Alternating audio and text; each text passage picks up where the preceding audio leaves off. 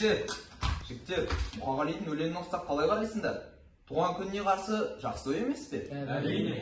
Ендеше Әли, сен баста. Бастасам бастайын. Мұқағали Мақатаев, кешірдім.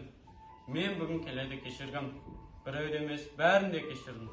Көріп тұрып көрмегенді де, біліп тұрып білмегенді де, жанына жақын тартқанмен, көңілін бөлмегенді де кешірдім. Шындыққа сенбегенді де, ойларын жембегенді де, түсінуге тырысып, сырды ұғып, тереңге енбегенді де кешірдім. Ізденсе келмегенді де, қол ұшын бермегенді де, барлығын біле тұрғанмен, әдейі көрмегенді де кешірдім.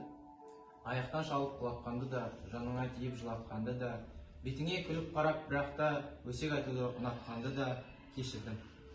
Ренішпенен мына фәни өтпесін, Алла бізді иманды жан еткесін. Кешіріңдер, қатем болса мені де, ешбір күдік ойымызда кетпесін. Кешірдім, бәрінді кешірдім, сендер де мені кешірдің.